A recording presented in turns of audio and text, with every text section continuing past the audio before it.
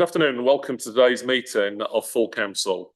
Welcome also to members of the public and press accessing the meeting via the live stream to YouTube.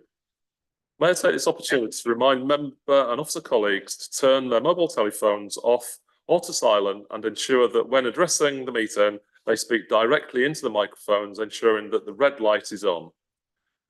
Microphones should then be switched off when they are not in use so as not to interfere with the live broadcast. Moving now to Agenda 1. Agenda 1, apologies for absence. May I call upon Member Services to report any apologies for absence, please? Thank you. Apologies this afternoon from Councillors Christie, Humphrey, John Clark, Councillor Mrs Laws and Councillor Reckley. Thank you. Agenda item 2, election of the chairman. The second item is to elect a chairman for the period to the next annual meeting and to resolve that an allowance of £4,120 plus travelling expenses be paid to the person elected. May I have a nomination, please? Councillor Bowden. Thank you, Chief Executive. May I propose Councillor Nick Meakins to be the chairman of the council for the forthcoming year. Thank you, Councillor Bowden. A seconder, please. Yeah, I'm delighted to second that. Are there any other nominations? In the absence of any other nominations, Councillor Meakins is duly elected as chairman of the council for 2024-25.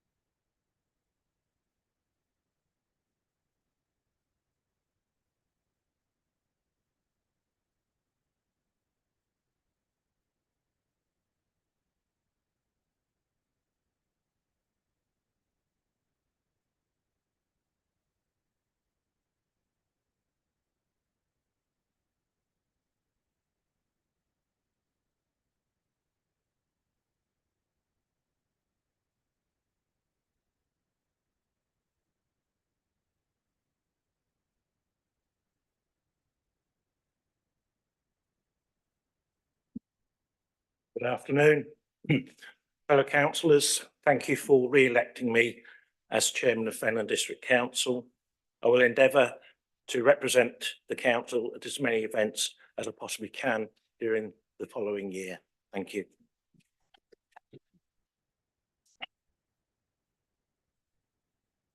Agenda item 3, election of the Vice Chairman. The next item on the agenda is to elect a Vice Chairman for the period to the next annual meeting and to resolve that an allowance of £1,000 plus travelling expenses be paid to the person elected. I would like to nominate Councillor Barber. Can I have a seconder, please? Councillor Mayor. Thank you. I would like to second Councillor Barber. Thank you. Thank you. Are there any other nominations? Councillor Booth. Thank you, Chair. I'd like to nominate Councillor David Patrick. Thank you. Can I have a seconder for Councillor Patrick's nomination? Thank you. Councillor Cutler. I second Councillor David Patrick. Thank you. Are there any other nominations?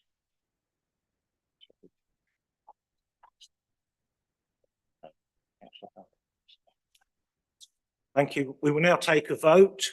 Can I ask all those who would like to vote for Councillor Barber to raise their hands, please?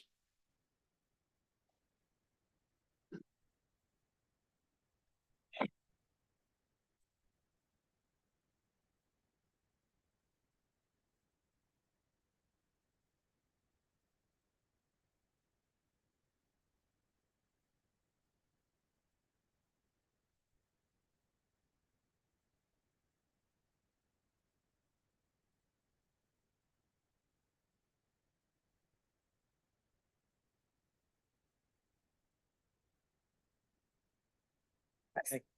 Thank you very much. May I ask anybody who would like to vote for councillor Patrick to raise their hand, please?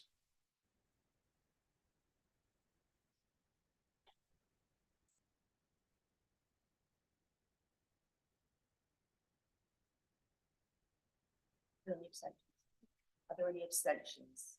Any abstentions? Sorry. Councillor Patrick, thank you.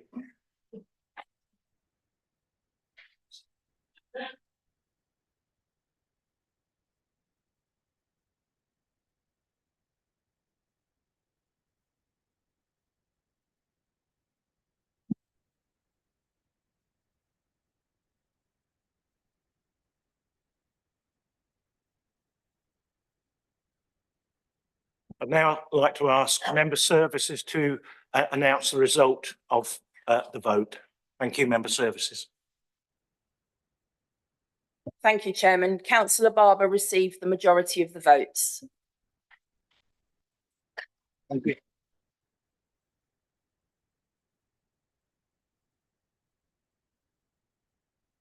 Sorry, in the absence of any other of the vote, councillor Barber is duly elected as Vice Chairman of the Council for 2024-2025.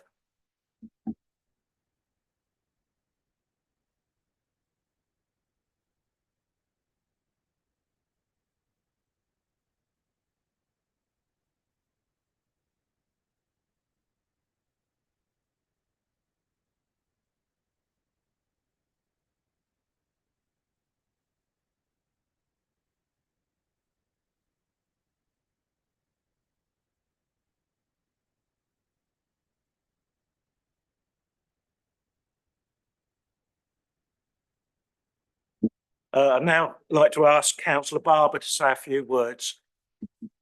Thank you. I've enjoyed being vice chair for the past year. I think I've learned quite a bit and I hope I've been useful. I'd like to say I hope to learn even more this coming year and be even more useful. Thank you. Thank you. Agenda item 4, the minutes of the council meeting held on the 26th of February 2024. Members will find the minutes at page 3 to 20 of the agenda pack. I'd like to move approval of the minutes. Do I have a seconder, please? Councillor Purser, thank you. Members, are the minutes agreed? Yeah. Thank you. Sorry, councillor Patrick.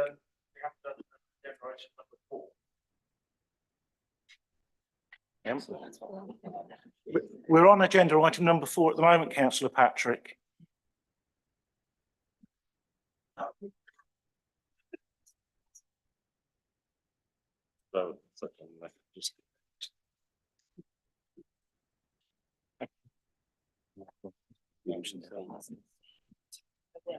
Thank you. The minutes are adopted. Thank you.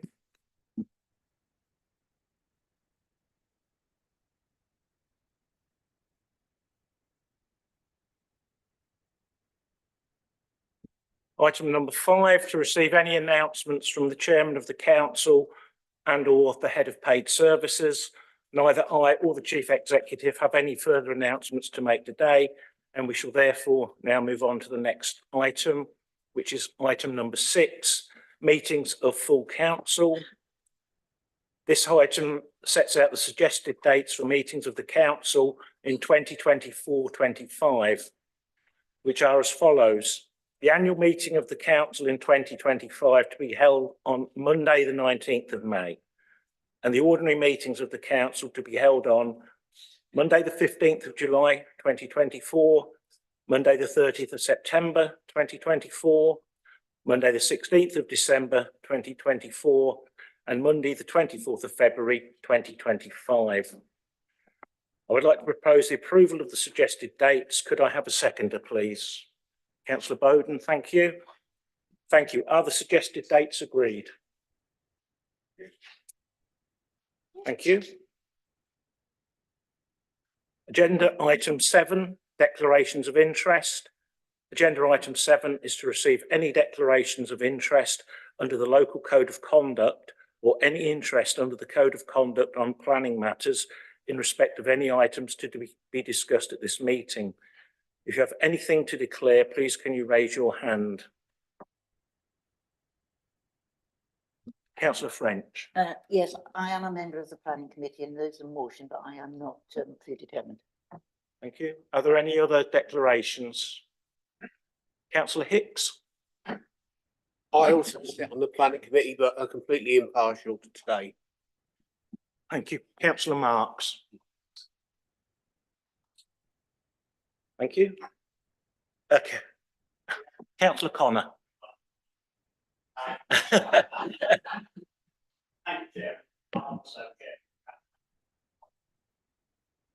Thank you. Councillor Maffedon. Thank you, Chair. I'm also a member of the planning committee and I will remain impartial. Thank you. Thank you. Anybody else? Thank you.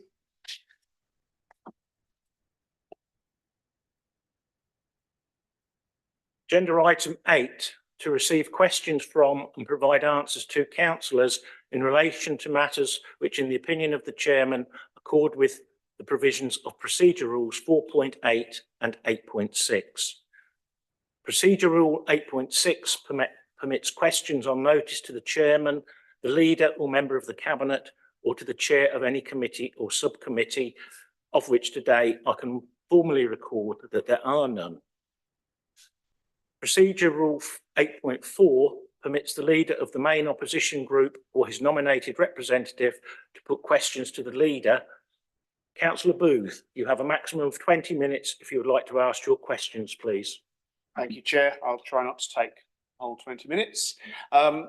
Really, I've just got one question. Most of the other points I want to make are on items on the agenda, but it's really around the movement of the date of today's meeting. So this date was in the calendar for the last year. And as a result, people have booked holidays. So, for example, Councillor Clark can't be here today because he knew when the meeting was and he booked his holiday around that date. So why did we feel the need to move the meeting? Are we going to have the same issue with other meetings in the future? Can we try and avoid that if possible? Councillor Bowden. Thank you, Chairman. To answer the last question first, yes, we will try to avoid that if at all possible in the future. It is a really difficult thing to set up a calendar of meetings for the forthcoming year. Not only have we got to satisfy various timescales in what we have to do as an authority, but we also have to bear in mind the meeting dates of the higher bodies within the area, that is, of the County Council and of the CPCA. So it is a difficult thing to do. And so far as 2023-24 was concerned, we went through so many iterations to get to our final position. Our final position ended up with a cabinet meeting being scheduled for today and a full council meeting being scheduled for a week ago, whereas it should normally be the case that council and cabinet meetings take place on the same day. I can only accept responsibility for that. I was overseeing the whole situation, all the negotiations, all the iterations which were going on, and I missed that. The reason that the 13th was deemed not to be a particularly suitable date was because we've had elections in a number of the constituent authorities within the combined authority area. And as a result, there have been changes to the political proportionality in the combined authority for its committees, which is one of the matters which needs to be decided at this meeting of council. Had we gone forward with this meeting of council a week ago on its previous date, we would not have been in a position to have the final political proportionality information available, or if we had had it, it would have been at very, very short notice, and therefore it would have been very difficult for us to conduct that bit of the business.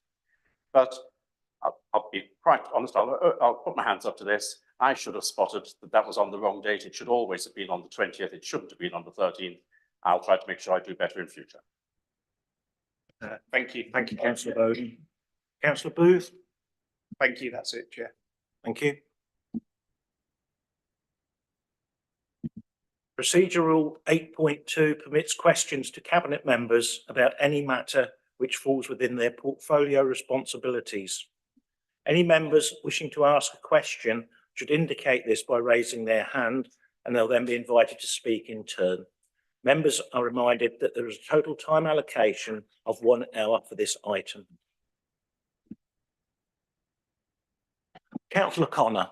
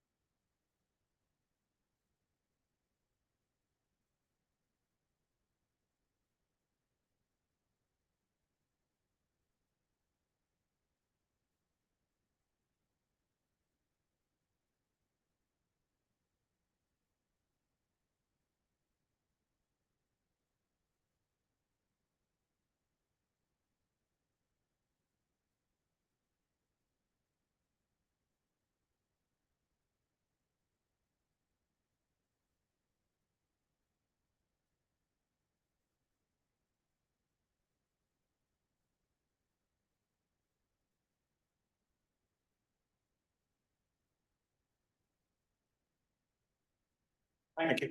Thank you, Councillor Connor. Anybody else got any questions for members of Cabinet? Councillor Hoy. Yes, I know it's bizarre me asking a question of Cabinet, but I is in a prosecuting correct, am I right? Yeah, okay, thank you. So I was surprised over the weekend to see an open letter from the Chief Executive of the County Council in which he called into question the professionalism of our senior officer team. I've always found the officers at Fenham District Council to be very professional. We don't always agree, and that's life, but they've always acted with the utmost professionalism, and I've got no complaints about them whatsoever. In fact, I hold them in very high regard. So would the leader agree with that statement, and obviously my statement rather than the ones in the open letter? And would he refute the claims that were made? I am also very concerned about how this letter came to pass. I don't know any time this has happened before. I think I've been a councillor now for 14 years, and I've never seen anything quite like this. It may be that a code of conduct complaint might be needed for a member. There might be something for an officer. I don't know until we kind of fact find. I don't want to speculate. But can I ask the leader if he would be prepared to investigate this matter on behalf of the council, because I think it's very important for us as employers to defend our employees when they are have their reputation tarnished in such a way. Thank you.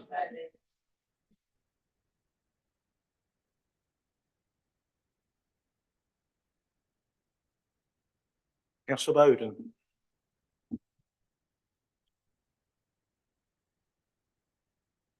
Thank you very much indeed, Chairman. I have seen, in fact, I was sent a copy on Friday of the open letter that Councillor Hoy referred to.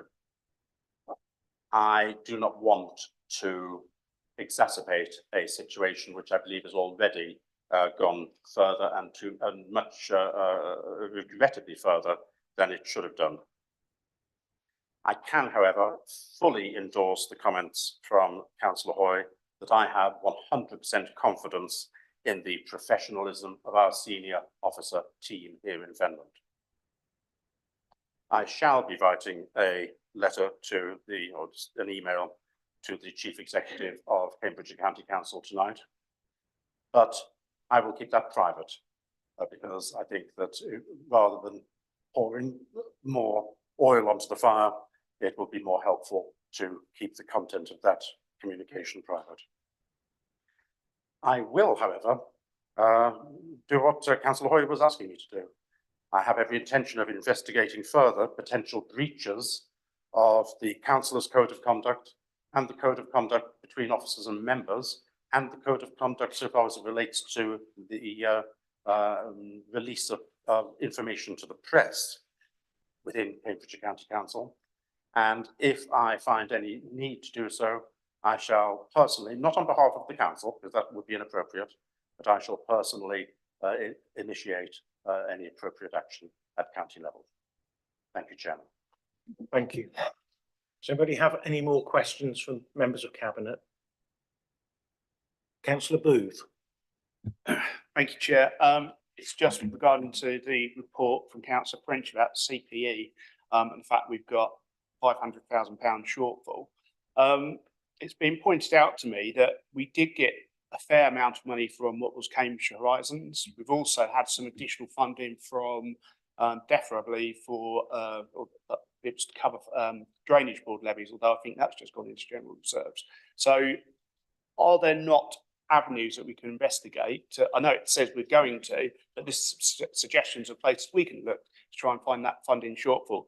Obviously, the issue here about the deficient traffic regulation orders is decades old, and we're having to catch up with some issues that are probably 30 or 40 years old and need to be rectified before we can proceed with it in the Fenland area. Councillor Mrs French. Thank you, Councillor Bruce. We haven't received any money or any promise of money from Horizon. There is money that the Fenland Council did receive, but that's not been decided how it's going to be spent. Yes, you're absolutely right with regard to the traffic order. It goes back to 1984. We're hoping to bring in the 2004 regulations, but unfortunately, there is a stumbling block with the contract. It's not just the money, it's the unreasonable contract that County Council want to impose on us. If this was to come in, they want us to maintain the lines and signs in perpetuity and various other unreasonable conditions. So officers at this council are discussing it with County Council officers. Thank you, Councillor French. Does anybody else have any? Councillor Patrick. Yeah, to Councillor French. Have you any idea when we're hoping to start to pursue this? Because you only have to go to Wisbech, just like the Wild West. Cars parked everywhere, and I have received information from people that are very disappointed that we're not carrying it through. Being this was one of the things as a council that we were going to try and put priority on. Councillor Mrs French. Thank you. As I just explained to Councillor Bruce, the officer in discussion with on ongoing issues. It certainly will not be, you can only put the application in twice a year, once in April, once in October. We're not going to be at the stage to do that until next year. And it's not just the money, it's the actual contract. I'm more frustrated than anybody else because we started talking about this in 2019. One of the last one to the party was South Cambs. They've actually implemented it now, but the reason they have, the Cambridge Greater Partnership have paid the £1 million for the lines and signs, and they're going to prop them up for the next 5 years. We don't have that luxury. Thank you. Are there any more questions? In that case, we'll move on to item number 10. This is a motion submitted by Councillor Matthew Summers with regards to planning. So item 10 is a motion on notice from Councillor Summers and appears at pages 65 to 66 of the agenda pack. Councillor Summers, would you like to move your motion? You have 5 minutes to present the motion and say anything you wish about it. Your next opportunity to speak will then be when summing up. Thank you. Thank you, Chair. No big preamble to this, I'm afraid. I'll just read the motion out as written. Planning is one of this council's biggest and most important responsibilities, and one of the most emotive topics for the communities that we serve. Currently, however, there is no third-party right of appeal. Only an applicant can appeal to the planning inspection against a refusal. There are therefore no opportunities for the community to appeal the grant of a planning permission or a refusal, other than judicial review, which is costly and constrained only to the reasonableness and legality of the decision. It is clear that there is room for manoeuvrability within local procedures, which would provide an opportunity to show our communities that we take their feelings seriously and have an opportunity to escalate. Council therefore moves to instruct officers to produce a report detailing the options and associated changes to the Constitution, policies and procedures for Council to consider creating a mechanism for local reviews to take place and the potential impacts on decision-making and resources. By carrying this motion, council is not approving any changes, but officers should focus on mechanism for ratification of significant planning decisions, e.g. applications over 25 dwellings, and opportunities for members to call a planning committee decision for review and the circumstances under which that would be possible. Thank you. I commend this motion to the council. Thank you very much. Do I have a seconder for the proposal, please? Councillor Roy. Councillor Roy, you can reserve the right to speak at the end of the debate or at the time of seconding the motion. Do you wish to speak now? I'll reserve the right, Chair. Thank you. The item is now open for discussion and members are reminded that they are each able to speak once. Councillor Connor.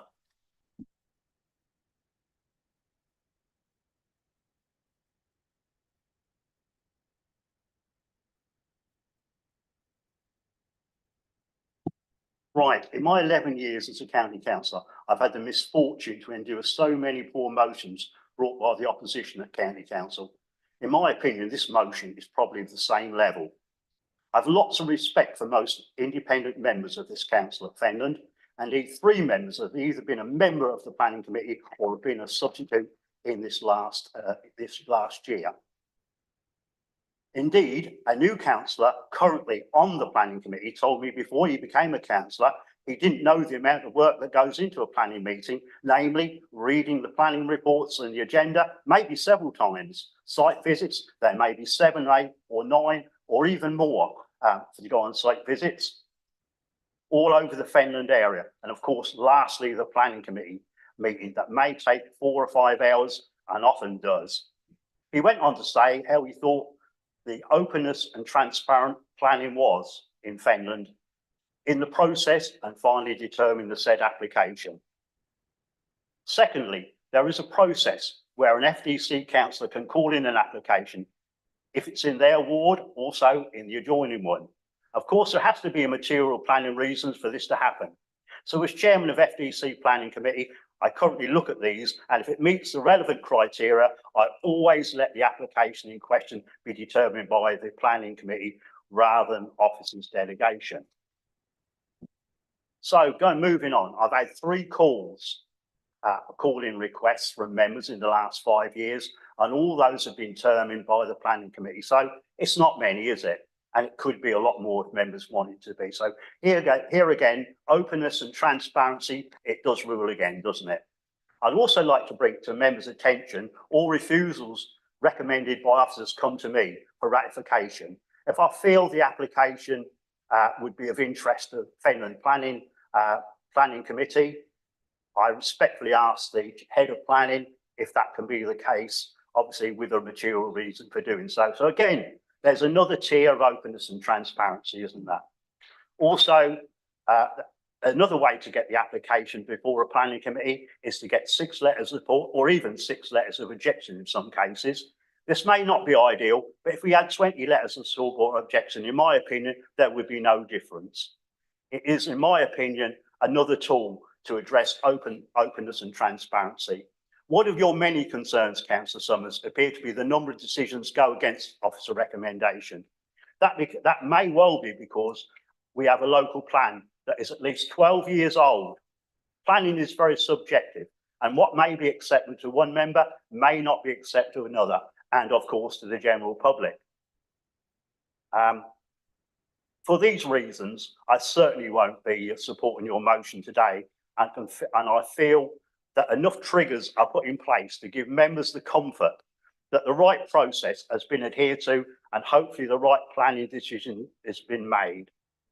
It also is noted, Councillor Summers, that you've had no indication of you wanting to join the planning committee or taking any interest in planning before this motion has been served on us here today. So I suppose I'm going to ask the question why, and I suppose you'd probably like to answer that. So with that, I'm happy just to sit down now. Thank you very much. Thank you, Councillor Connor. Councillor Hoy.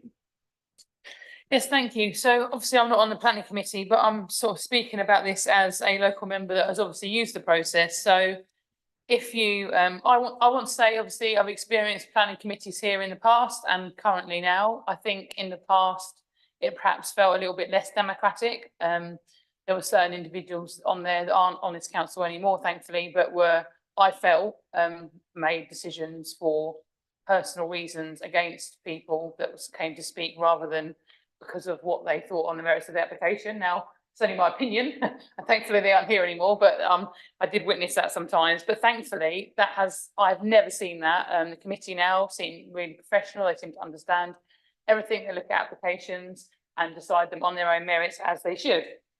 So I have been approached a number of times by residents with various issues they have with plans, don't want them for various different reasons.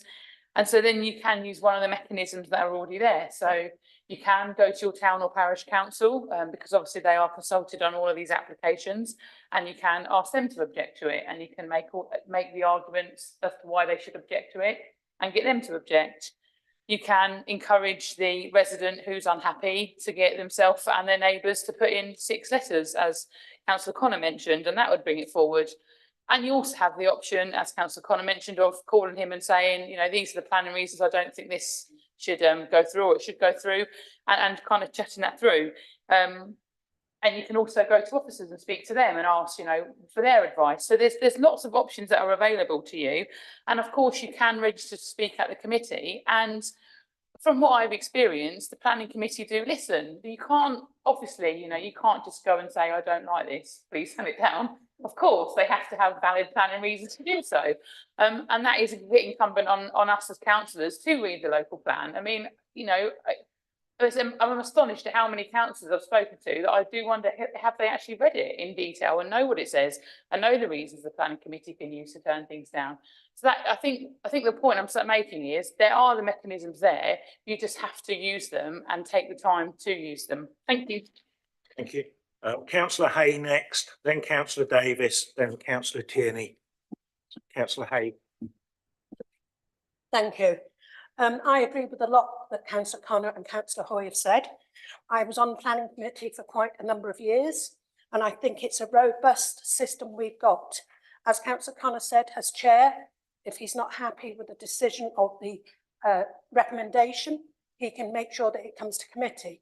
I myself, as a local member, have in the past called in decisions to the committee when I've not been happy with the recommendation. So I think we've got enough checks and balances to make sure that the right decision is made. Of course, you can't please everyone all of the time. I am a bit concerned if you then open it up further for going to the planning inspectorate, we could end up liable for costs, which we have done in the past, not very often, but we have done. And the last thing that our residents want us to do is to take something to the planning inspectorate when there's no chance of us winning. So I disagree with this motion. Thank you. Councillor Davis, please. You can. Right. I thought you had your hand up. No, sorry. Councillor Taylor. Who was it? Councillor Taylor. Oh, sorry. Councillor Taylor, sorry. Put your mic up on. You never knew you looked so young, did you, eh? Yeah. Everybody in here knows that one of the reasons I became a councillor was to help people, and I've got issues with planning and drainage. That's not to have an argument with the planning department. We all get on. We're not all going to agree on everything. But if you've got an issue, there is a channel of research and correct investigation to find something and hopefully get some answers and work with other people. There's also a second channel, which is actually going to go nowhere, create nothing but hassle, grief and bellyache and achieve nothing. And I think that's what this motion will achieve, the latter. So in that form, I certainly won't be supporting tonight. Thank you. Thank you. Sorry, I got you two mixed up. Councillor Tierney, please. Thank you, Chairman. Councillor Summers, thank you so much for bringing this motion. I actually think it's a thoughtful motion and an interesting idea, which is worth investigating, it's worth considering. Because when you get situations like this, it's a balance between bureaucracy, if you like, and democracy. It's trying to find the balance that suits the public so they feel that they have a fair crack of the whip and that they've got every opportunity, but you don't layer so much bureaucracy onto it that you make it unwieldy and difficult or expensive or impossible. And so it's a good idea. It's worth considering. I'm not going to poo-poo it. In fact, at the moment, and your sum up might change this, but at the moment, you've not made a strong enough case. And I'd just like to explain why, and you then have the opportunity to address. So I think something like this would be great if we had a council and a planning committee that were constantly doing things that we all thought were completely wrong. And I don't think any of us honestly would say that. In fact, in my opinion, the planning committee is currently the best I've ever seen it. And I think their decisions have been very robust. Now, they don't always go with what officers say. And I think that's a sign of success in a way, because their job isn't to just do what officers say. Otherwise, why have a committee at all? Why would you just not let the officers decide? You have a committee so that members can bring local input. Officers have provided their professional judgment, their legal judgment, and then the members bring in their local knowledge, and the two together enables a decision to be taken. And sometimes that decision will be different to officers. And I don't think anybody minds that, because that's how the system's built. That's why it's built that way. So my question, I think, is why do we want to layer another level of bureaucracy on? Because the trouble with that is, you know how contentious planning issues are. So if it's a big planning issue, it goes to planning. Loads of people are going to come, and the councillors for the area are going to come and speak and do their best to get the outcome that their residents would like, where it's reasonable. And all you would really be doing is opening the door to some other level of the same thing. So it couldn't be decided by the planning committee. I don't know what officers would conclusions they would come to. I don't think it will be full council, because people wouldn't have the appropriate planning training. So it would have to be perhaps a second committee. I think other councils do this in some places, a committee that kind of oversees appeals, if you like.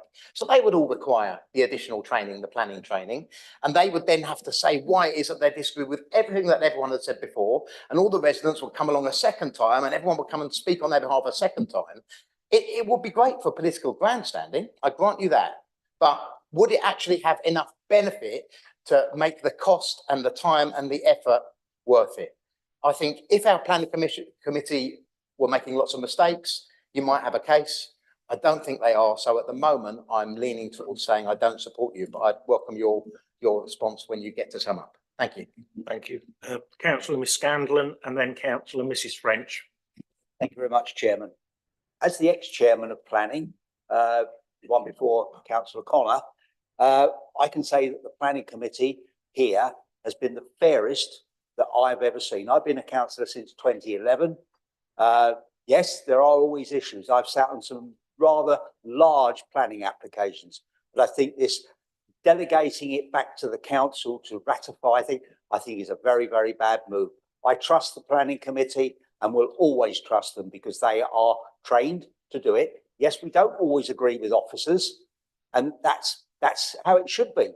The officers don't get it right all the time, the same as the planning committee doesn't get it right every time. But to involve another level of scrutiny on it, I think is totally wrong, and I will not be supporting this motion. Thank you. Councillor Mrs French, please. Thank you, Chair. Members, I've been on this council since 1999, 25 years. I've had repeated, and I mean repeated, training in planning. You have to be trained before you can go on the planning committee, because obviously it is and can be controversial. If this motion was approved, every member of this council would have to be trained, and that would cost a fortune. It would slow down the planning process, and eventually I believe it could bring the planning department to its heels. And if that happens, then the government will intervene, because we're not hitting our targets. I, like David and Alex, have been chairman as well. It is a difficult position to sit on the planning committee, and people just don't realise the hours that you put in. It's not only, you probably got, I don't know, a week to read the agenda, and sometimes it's 290, 300 pages. Then we go out on site inspections. So if this motion was to go anywhere, would then every member of the council, anything was brought, would you all then have to go out and have a site inspection? I think the answer is yes. So I think the sentiments are right, but I cannot support it in this form. Thank you. Councillor Gowler, please. Thank you, Chair. So I've never sat on the Fenland Planning Committee, but I'm Deputy Chair of Chatteris Planning Committee. So I take a great interest in planning applications, and I do quite often watch the YouTube footage of the FDC planning.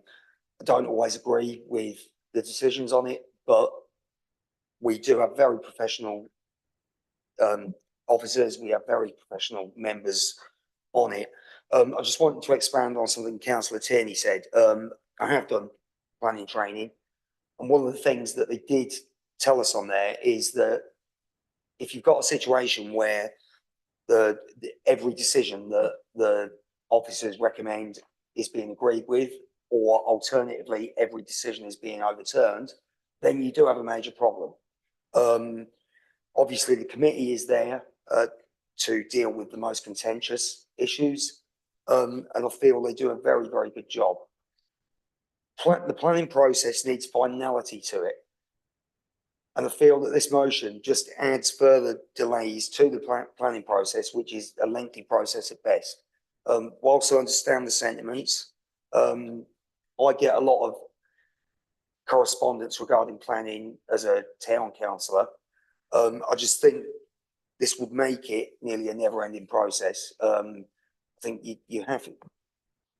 The point we've got at the moment is you get a decision, it is made, there is a final option of a judicial review. I do agree it's expensive, it's lengthy, but that is democracy. That is what the process currently is. Thank you, Chair. Thank you. Would anybody else like to speak on the debate? Councillor Booth. Thank you, Chair. It does feel to me that some members haven't taken on board what this motion is trying to achieve. Because there's been much talk about the checks and balances in place for when applications go to committee. This motion is more about after committee. There are other local authorities very close to us that do have a similar process to this. And I'll just remind this council that we had the issue with Supermarket Gate some time ago. And this is the type of issue that this motion could deal with.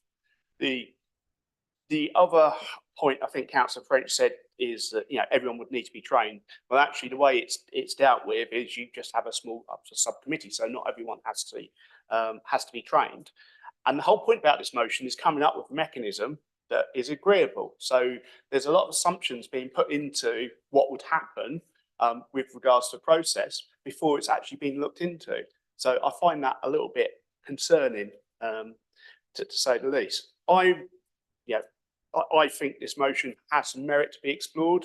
If officers come back and they say, this is what we propose and we don't like it, then we say, no, we're not going with it. This is just an investigation into the process. This is not the final piece that we are voting on today. So I think a lot of the assumptions about, this would happen, that would happen, actually that's not been determined. Officers haven't had the chance to go away, look at a scheme, look at what other councils do, because many other councils do have this process, and then bring it back for us to have a look at. So I'm willing to give officers the benefit of doubt to go away, investigate it, come up with a proposal and report back to this council. Thank you, Councillor Booth. Would anybody else like to speak on the debate? Councillor Roy, would you like to exercise your right to speak? Thank you, Chair. Yes, I just want to mirror what Councillor Booth said. It's an opportunity for the council to do similar things that are happening in other councils already. It's presenting something that would be a mechanism in the future for us to keep up with the changing times that we're facing. I don't sit on planning, and the process is long and lengthy. So it's been debated. So that's all I have to say, Mr. Chair. Thank you. Thank you. Councillor Summers, would you like to sum up, please? Thank you, Chair. Yeah, quite a lot of points there. I started trying to write them down, but I couldn't keep up. I'll try and pick up the main ones. Councillor Tierney, thank you for your open-mindedness. I'll try and sway you. I get the sense that some people have taken this quite personally as a bit of a slight on the planning committee. That's not what I intended at all. And in fact, the original draft of this motion started by acknowledging the hard work that the planning committee here do and the good job that they do. I did socialise the text with people. It went through a couple of iterations and that came out. So apologies if anyone has taken that personally. there was a lot of talk about openness and transparency, and yes, absolutely, I agree with that. That's not really what I was trying to convey, and I think I just want to echo Councillor Booth's comments, because that pretty much sums up what I wanted to say, which is that this isn't. A lot of the comments have been, what if that happens? What if that happens? This motion isn't going down that rabbit hole yet. This was simply to explore the options. And as Councillor Booth pointed out, other councils do this. Certainly, the professionalism of the committee is not in question, nor the professionalism of officers. I think actually I asked some questions privately of Councillor and Mrs. Laws, and it sounds like that those questions have got out because the tone of the comments, but they're not related directly to this motion. I'm not suggesting that we should involve the planning inspectorate and in the long term and any costs that might be associated with that, unless it's necessary to achieve the changes in constitution. We do get a lot of residents approaching us about decisions, and often, you know, especially if the parish council has already objected to it, and we've already objected to it, often we have to say at that point, well, actually, it's now out of our hands, which isn't always a nice feeling if they're particularly passionate about it. Yes, councillors obviously can go and speak at planning committees. They are in the middle of the day. It's difficult for people who are working, but obviously if it was a major decision, then we'd find a way around that, but it couldn't be a regular occurrence. Part of the motion was to explore the constraints under which something would be called. So obviously it wouldn't be every application. There would have to be some rules around that. I think that's most of the key points. Thank you, Chair. Thank you. We will now move to the vote. All those in favour of the motion, please raise your hand.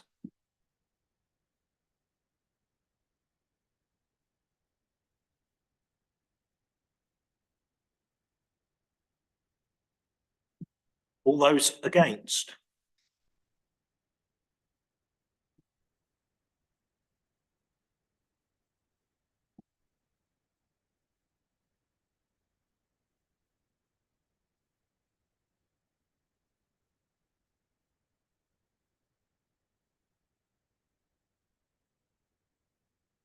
Are there any abstentions?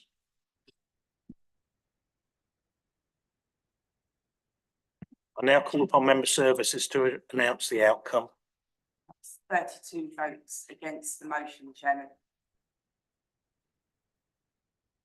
Therefore, that motion has been lost.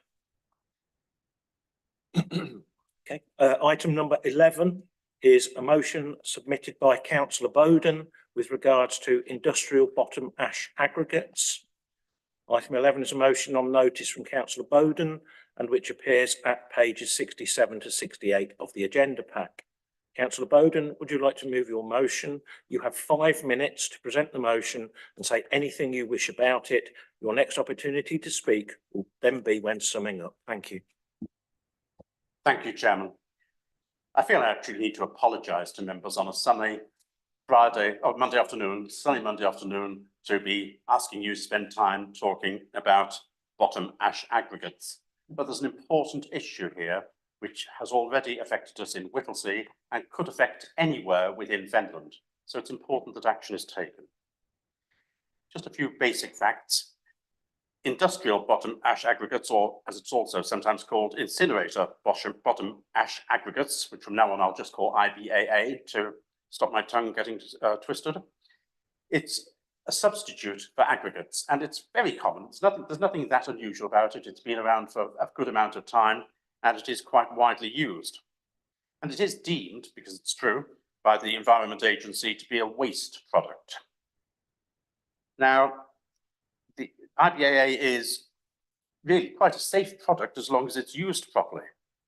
And as long as it's capped with an impermeable membrane, it's going to fulfill the function that it's got and going to cause no problem to the environment at all. However, because there are some potential issues with IBAA if it gets into watercourses, the Environment Agency do say that if IBAA is used in construction, it does need to have an environmental permit issued by the EA. However, the Environment Agency has, in recent years, put out what's called a regulatory position statement, RPS 247. And it's a statement they've put out which says that they temporarily will not enforce regulations against potential dangerous use of unbound IBAA, so long as quite a number of conditions are followed. And those conditions, which are quite lengthy, include that it has to be limited in quantity, it mustn't be used in connection with a residential construction, it mustn't be in a garden, and mustn't be a risk to water, air, soil, plants, or animals. Now that's all well and good. But in Whittlesea, we have had a quite prominent site near to the Ralph Butcher Causeway.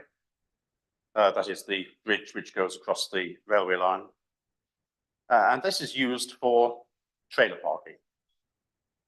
And there has been a considerable period now where IBAA appeared to be being used contrary to those regulations. Now, the Environment Agency were informed and they have investigated. But really it shouldn't have come to this because there was a planning committee meeting back in November where part retrospective planning permission was granted for the work which was done. And officers said at that time that they would contact the EA so the EA was aware that IBAA was going to be used, and then the EA could make sure that it was used in a proper way. Unfortunately, at least according to the EA, they haven't ever received anything from Fenland District Council about this particular planning application. Now, it probably was sent and got to the wrong part of the Environment Agency, but it does mean that the link was broken. The EA wasn't there to regulate, and we've ended up with unbound IBAA at a very prominent site in quite large quantities, in my opinion, which we still have in Whittlesea now. Now, earlier this month, the Environment Agency did say that they are still investigating the situation, but that they have notified the landowner that the landowner is breaching this regulatory position statement, RPS 247, and that a low permeable surface is now required. But it shouldn't have come to this, and that's the reason for this motion. It's to ensure, first of all, that whenever there's potential use of IBAA, we do have the planning officers contacting the Environment Agency so that we can make sure that it's being used properly. Secondly, that County Council, we can encourage County Council not to just treat this as a product, but to treat it as a waste product when it's appropriate to do so.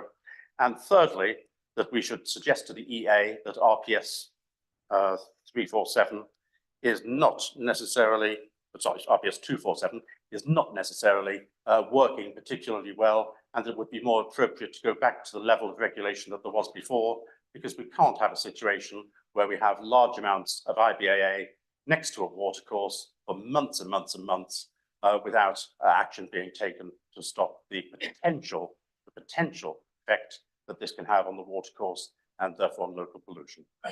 So that's the reason for the motion being brought forward. And my seconder, when she speaks, will give a little bit more detail about exactly what it is that we're seeking from council today. Thank you very much. Thank you, Councillor Bowden. Do I have a seconder, please? Councillor Senate Clough.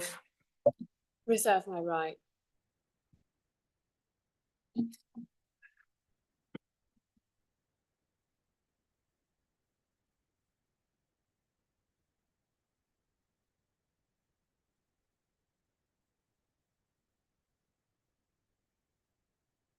Sorry.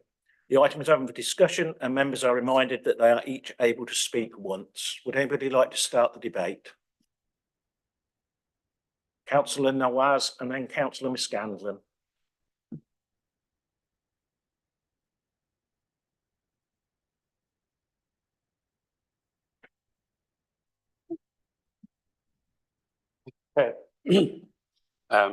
I would fully support this motion, but I wonder if I may ask if, with particular reference to the pit that is being referred to, is there a recent report of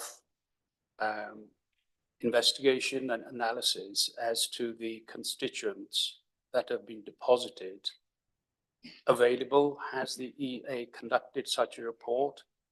If not, would it be possible for this council to request the EA to conduct a more recent report to determine the various organic and inorganic constituents of IBAA that has been deposited during the last few years, as well as the current operations? And could that report further be presented in such a way that the layman can understand it, with clear indications of the normal expected levels in the environment and in soil, and what is actually present?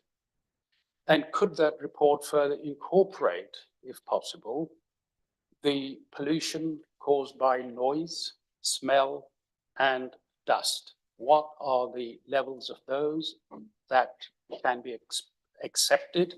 And if they exceed, whether organic, inorganic, or these environmental pollutants, can the EA take some action in that?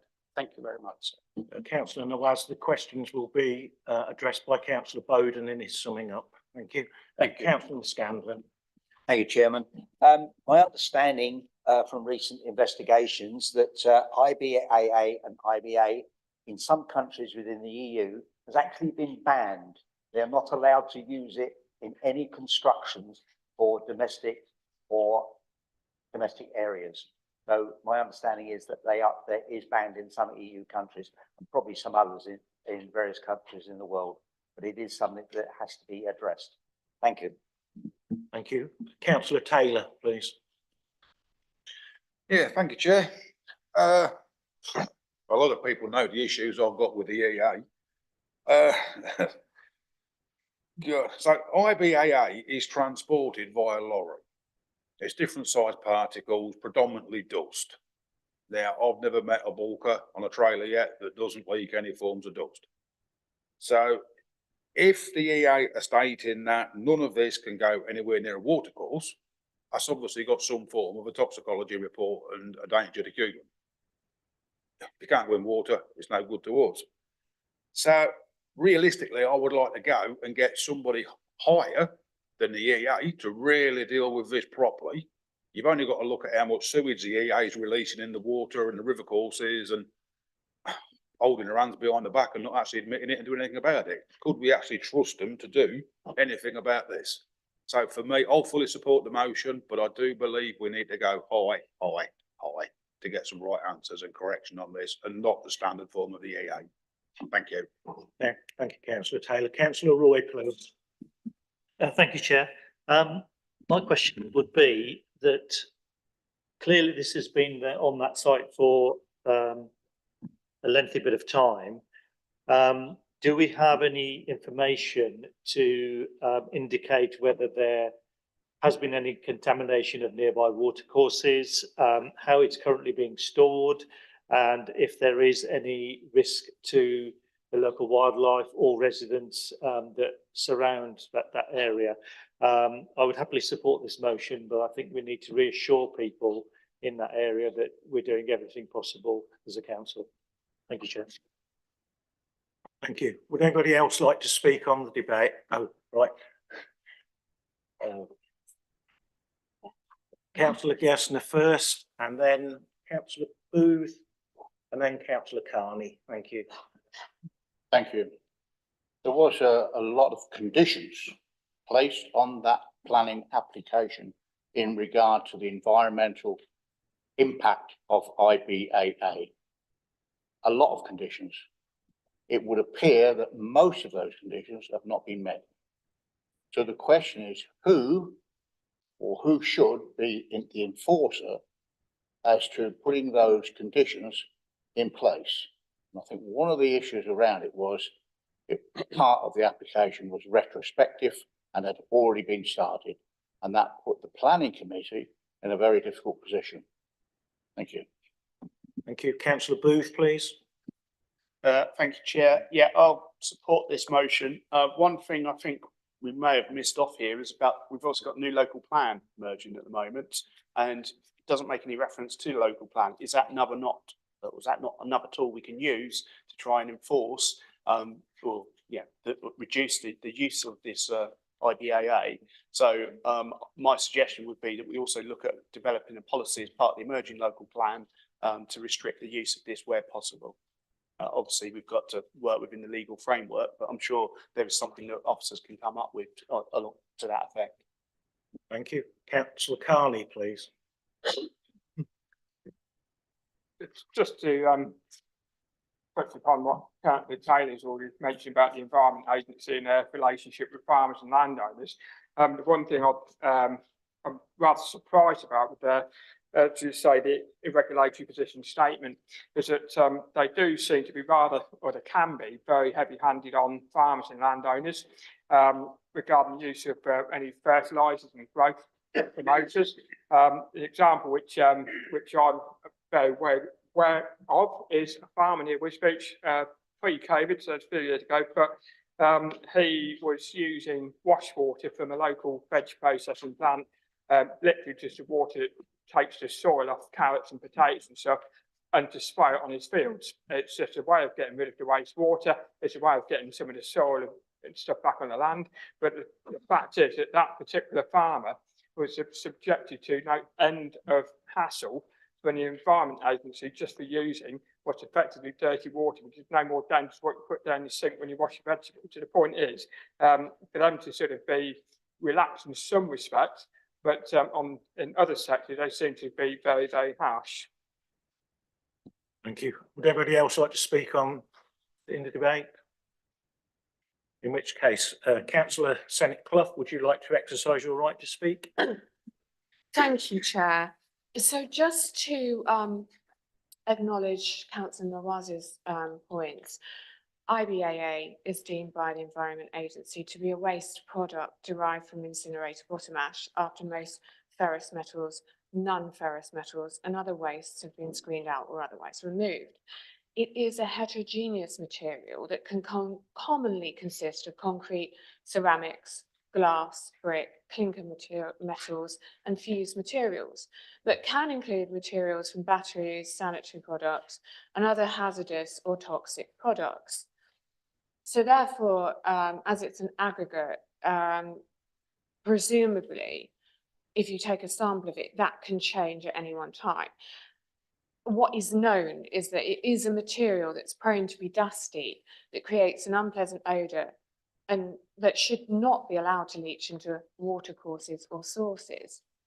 Now, just to add to Councillor Bowden's opening remarks, the EA states that the use of IBAA in construction is a deposit of waste for recovery and a groundwater activity which should be carried out under an environmental permit. However, for licensing purposes, Cambridgeshire County Council appears on at least some occasions to be treating IBAA as a product rather than as waste, and thus subject to far weaker controls and protections. So I would like to suggest today that full council, one, expresses concern about unregulated or weakly regulated use of unbound IBAA in all circumstances in Fenland, especially given that we live in a flat, marshy, agricultural region of the UK. So we are particularly vulnerable to leachate and water table pollution issues. Two, seeks assurances from the EA that its regulatory position statement, RPS 247, will not be extended beyond the 31st of January 2025, or that if it is extended, the conditions under which the extension is granted are tightened to give greater assurance that the use of unbound IBAA will not cause, nor will be likely to cause, pollution of the environment or harm to human health. 3, request that FDC Environmental Health raise with both CCC and the EA the concerning apparent categorization, least on occasion, of IBAA as a product rather than as waste by CCC, and that FDC presses CCC to formally recognise IBAA as a waste product. 4, resolves that FDC confirms it treats IBAA as a waste and that in any potentially relevant planning applications at FDC, we ask if unbound IBAA is proposed to be used, and the FDC notifies the EA in all cases if unbound IBAA is proposed to be used. 5, recognises that the EA is the subject matter expert and lead agency for IBAA and calls on CCC formally to recognise that the EA is the subject matter expert and lead agency for IBAA. 6, resolves that the published EA frequently asked question sheet entitled Incinerator Bottom Ash, IBA, and Incinerator Bottom Ash Aggregate, IBAA, FAQs, should be sent by FDC to all FDC councillors, to parish and town clerks within Fenland, and to relevant council employees at FDC, so that they are fully aware of this issue, and that CCC be requested to send the FAQ to their councillors and relevant council employees. Finally, 7, agrees additionally that this motion be sent to the EA, to CCC, to Stephen Barclay MP in his capacity as our MP, and to Stephen Barclay MP in his capacity as Secretary of State for the Environment, Food and Rural Affairs. Thank you. Councillor Bowden, would you like to sum up, please? Thank you, Chairman. Well, quite a lot of points made, very good points in many cases. I'll try and answer as many as possible. For Councillor Nawaz, first of all, I think you may have been mixing two different problems up, one being the depositing of non-conforming waste in the area of Saxon Pit, and the second being the use of some of the products which are coming from a separate factory within Saxon Pit, which are being used as IBAA in the environment. In both cases, there have been and are still investigations on the part of the EA. In the first case, those investigations have been going on for a long time, and we look forward to their conclusion. And in the second one, we await what the EA has to say when it gets to the end of its investigation. But that brings me to Councillor Roy's point about how important it is that we get confidence that there has not been any contamination. We know it hasn't been stored correctly, but that the risk to wildlife and to residents has been minimal. Let's hope that is the case. We should find out from the Environment Agency. If they had seen something which was flagrantly dangerous, I'm sure they would have taken immediate action to ensure that that was stopped. But it's still unacceptable that you have IBAA so close to a watercourse when clearly the regulations say it shouldn't be used in that way. Councillor Miscanthal is correct in saying that there are a number of countries, one or two very large countries in the European Union, which actually ban IBAA totally. We can only operate within our own country under our own regulations, but the very fact that you do have some countries which ban IBAA means that we should continue to be vigilant about making sure that what regulations we do have are used effectively and efficiently. Councillor Taylor is correct in saying that we need to take this higher than the EA itself, and that's the reason for item 7 on this agenda report, asking that it goes to Stephen Barclay, both in his capacity as our MP and also in his capacity as Secretary of State. An interesting comment from Councillor Booth about what we could do in the new local plan. I'll take that away and discuss it with Councillor Laws and with officers to see if there is anything we can do. One of the difficulties is that regulations are always changing, and so it's difficult to put into a local plan something which may end up not being legal only 2 or 3 years later. But it's nevertheless an idea which is well worth exploring. So I'll certainly take that away and have discussions about it. And Councillors Gerstner and Carney talking about enforcement, entirely correct. That's a separate issue, enforcement. If I'd started bringing enforcement into this, the report would have been 5 pages long rather than just 2. And I've tried to restrict it to the immediate issue that we've got. But beyond this immediate issue, enforcement is always a problem. There is inconsistent enforcement of regulations by the EA, Councillor Carney, of that there is no doubt whatsoever. And enforcement, not just in this area, but in a whole host of other areas, is an ongoing issue which Councillor Gerstner is very well aware of. So yes, enforcement is an issue, but it's an issue beyond what this particular motion seeks to achieve. So I encourage members to vote in favour of it. Thank you, Chairman. Thank you, Councillor Bowden. We will now move to the vote. All those in favour, please raise your hand.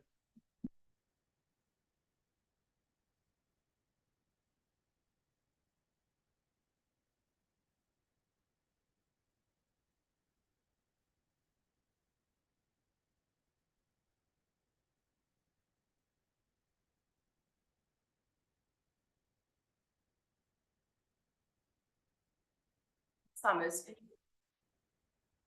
Sorry. No, I didn't. Thank you. All those against, please raise your hand. Any abstentions? Thank you. Member Services, will you announce the result, please?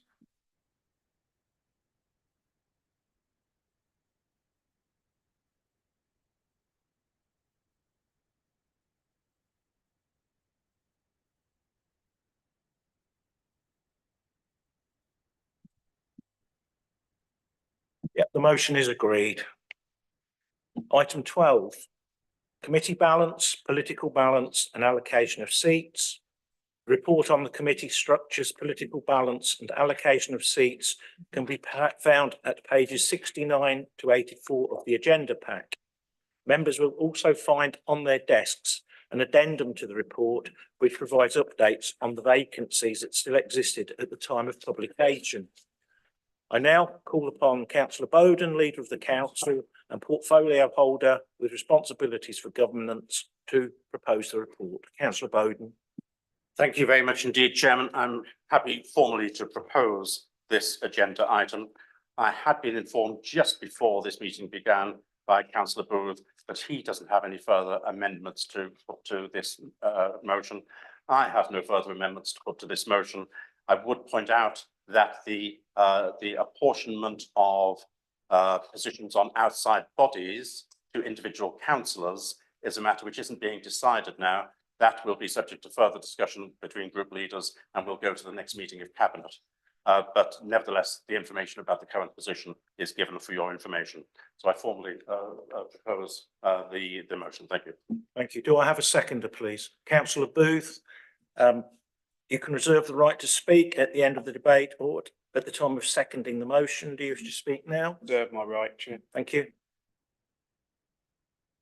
This item is now open for debate.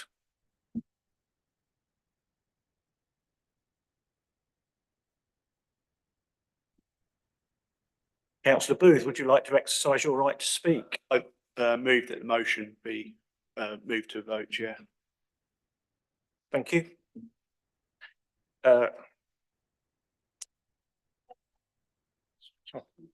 Yeah, sorry. Councillor Bowden, would you like to sum up, please? No need, thank you, Chair. Thank you. The recommendations are at page 70 of the report. Are these agreed? Yeah. Thank you. That motion has passed. Thank you. Item 13, combined authority membership and other appointments. This can be found at pages 85 to 92 of the agenda pack. Item 13 is in relation to Fenland District Council's appointments and nominations to the Combined Authority Board and committees. and can be found at pages 85 to 92 of the agenda pack. Members will also find on their desks an addendum to the report, which provides an update as to the overall political proportionality across the constituent area, as well as revised nominations to the seats allocated to Fenland District Council. I now call upon Councillor Bowden, Leader of the Council and portfolio holder with responsibilities for governance, to propose the report. Once again, Chairman, I formally propose this. The information is in front of us. Quite interestingly, it wouldn't have been possible for us to discuss this a week ago when the council meeting was originally scheduled, because the combined authority wasn't able to give us the proportionality information until last Wednesday. So that's another good reason why next year we're not going to have our meeting until the 19th, rather than having it a week earlier, when we may find that there may be more problems following the county council elections, when there may be further changes to political proportionality. So I formally move. Thank you, Chairman. Thank you. Do I have a seconder for the proposal, please? Councillor Mrs. French. You can reserve the right to speak at the end of the debate or at the time of seconding the motion. Do you wish to speak now? Reserve. Thank you. This item is now open for debate.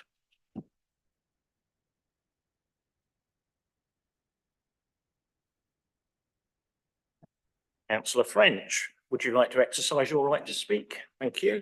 Councillor Bowden, would you like to sum up, please? No need. Thank you, Chairman. Thank you. The recommendations are at page 85 of the agenda pack. Are they agreed? Thank you. That ends today's meeting.